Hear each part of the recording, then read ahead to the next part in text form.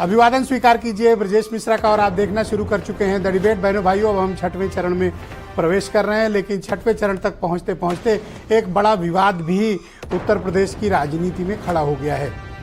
रघुराज प्रताप सिंह राजा भैया जनसत्ता दल के अध्यक्ष, उनको लेकर एक मसला खड़ा हो गया और भारतीय जनता पार्टी के सहयोगी दलों ने राजा भैया पर राजनीतिक आक्रमण कर दिए। अभी तक वो न्यूट्रल थे, लेकिन अब लगता है कि खुलकर आ गए हैं साइकिल के साथ।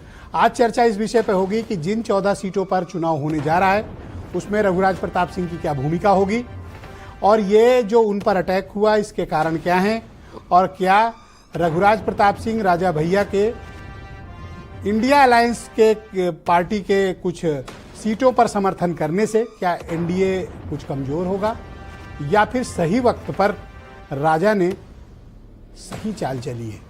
आज चर्चा इसी विषय में। बहनों भाइयों, राजनीति के रंग बदलते रहते हैं और जब तक वोट न पड़ जाए, अंतिम वोट न हो जाए, तब तक ये नहीं मानना चाहिए कि कौन किसके साथ है। जब ये लग रहा था कि रघुराज प्रताप सिंह राजा भैया कुंडा के विधायक, जनसत्ता दल के अध्यक्ष, ऐसा प्रतीत हो रहा था कि वो भारतीय जनता पार्टी का साथ देंगे, लेकिन अचानक बेंगलोर में उनकी गृह मंत्री की बैठक बेनतीजा रहने के बाद जब उन्होंने अपने समर्थकों को बुलाया, तब ये कह दिया कि वो न्यूट्रल रहेंगे।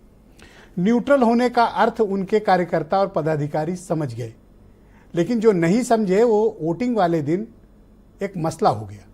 मसला ये हुआ कि उन्होंने खुलकर वोटिंग के दिन दोपहर तकरीबन 1 बजे ये कह दिया कि बीजेपी के प्रत्याशी के लिए एंटी इनकम्बेंसी है। मैसेज लाउड एंड क्लियर था। तो आपके मन में ये प्रश्न होना चाहिए कि जब उन्होंने न्यूट्रल होने का संकल्प लिया था तो किसी पार्टी का विरोध उन्होंने क्यों किया, और क्या रघुराज प्रताप सिंह इतने प्रभावशाली हैं कि वो इस इलाके में या 2-4 सीटों पर अपना प्रभाव छोड़ सकते हैं, इसकी व्याख्या हम आगे करेंगे। लेकिन पीछे जो एक घटनाक्रम हुआ जिसने माचिस जलाई, अनुप्रिया पटेल कुंडा में उन्होंने रघुराज प्रताप सिंह राजा भैया को लेकर विवादित बयान दिए और ऐसी बातें कही जो उनके समर्थकों को और उनको बहुत चुभी। उन्होंने कहा था कुंडा किसी की जागीर नहीं है और ये बदलने का वक्त आ गया, और राजा रानी अब जो है वो पेट से पैदा नहीं होते हैं, ईवीएम से होते हैं। इशारा साफ था।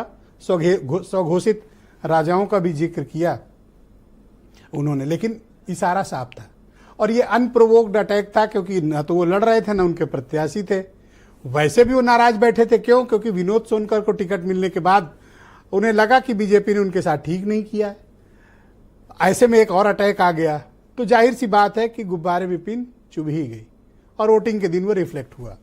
उसके बाद भी अटैक जारी रहे और ओम प्रकाश राजभर ने भी यही बातें कही कि बहुत प्रभावशाली नहीं और कोई ऐसी भूमिका का निर्वहन राजा भैया नहीं कर पाएंगे। तो राजा भैया क्या कर पाएंगे और वो क्या कर सकते हैं, और उनका जो समाजवादी पार्टी से रिश्ता है वो बड़ा पुराना है। हालांकि बीजेपी के साथ भी उनके बड़े रिश्ते हैं। एक बार तो उन्होंने समाजवादी पार्टी का साथ देते हुए साथ छोड़कर बीजेपी के साथ चले गए, तब जब राज्यसभा के चुनाव होते हैं उस वक्त बीजेपी में राजा भैया की बड़ी इज्जत हो जाती है। कब? जब राज्यसभा के चुनाव होते हैं। उसके बाद उनको पलटकर कोई पूछता नहीं बीजेपी में। तो इस बार वो तैयार बैठे थे कि या तो हमारा प्रत्याशी कौशाम्बी में, नहीं तो विनोद सोनकर का टिकट काटो। बीजेपी सहमत नहीं हुई। रघुराज प्रताप सिंह ने अपना रास्ता चुना, लेकिन उन पर जब राजनीतिक अटैक बीजेपी के सहयोगी दलों ने किया तो अब वो खुलकर सामने आ गए। कैसे?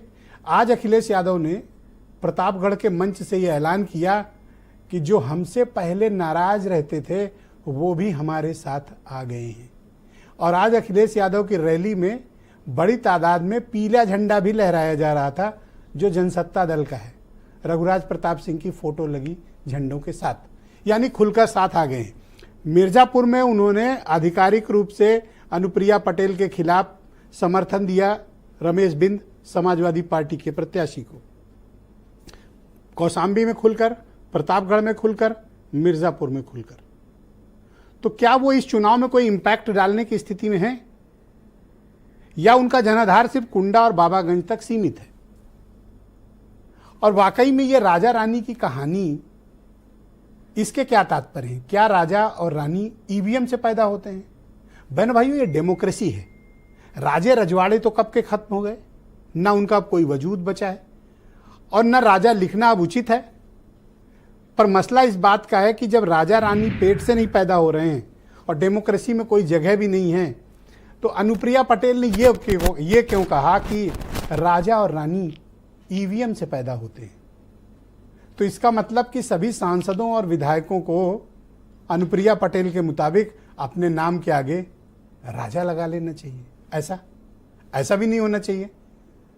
लेकिन यह अनप्रोवोक्ड अटैक क्यों हुआ और बीजेपी को क्या इससे फायदा है या नुकसान? और एनडीए में बैठे बिठाए एक मोर्चा खुलवा दिया गया। ये मोर्चा पहले से थोड़ा खपा बैठे राजपूत समाज को काफी उत्तेजित कर गया है।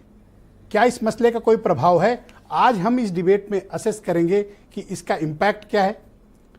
एनडीए के सहयोगी दलों ने ये क्यों किया? क्योंकि एक कोई करता तो मानता इत्तेफाक है, यहां तो राजभर ने भी किया।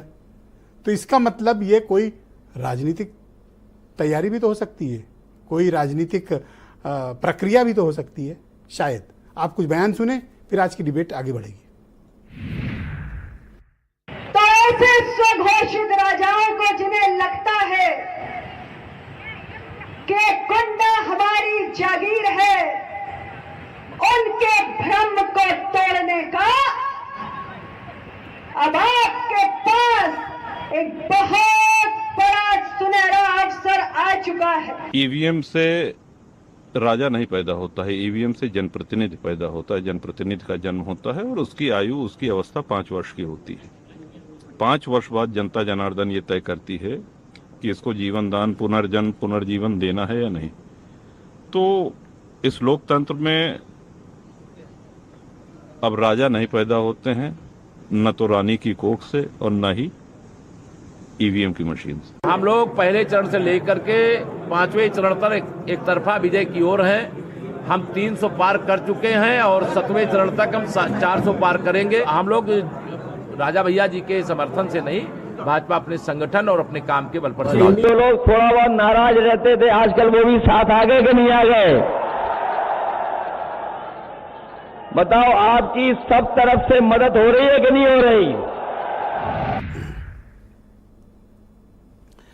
बहन भाइयों, आज के कार्यक्रम में मेरे साथ उपस्थित हैं संजय सिंह, भारतीय जनता पार्टी के लीडर हैं, मनोज यादव, समाजवादी पार्टी के प्रवक्ता हैं, राजेंद्र द्विवेदी जी, बहुत ही जाने माने पत्रकार, डॉक्टर ब्रजेश सिंह रजावत मेरे साथ मौजूद हैं, जनसत्ता दल यानी रघुराज प्रताप सिंह राजा भैया की पार्टी के प्रवक्ता हैं, अरुण राजभर बीएसपी के प्रवक्ता हैं और सुरेंद्र राजपूत जी मेरे साथ मौजूद हैं, कांग्रेस कमेटी के प्रवक्ता हैं, वीरेंद्र जी हमारे स्टेट हेड। आप सभी का शुक्रिया और धन्यवाद। संजय सिंह जी, मेरा आपसे प्रश्न है कि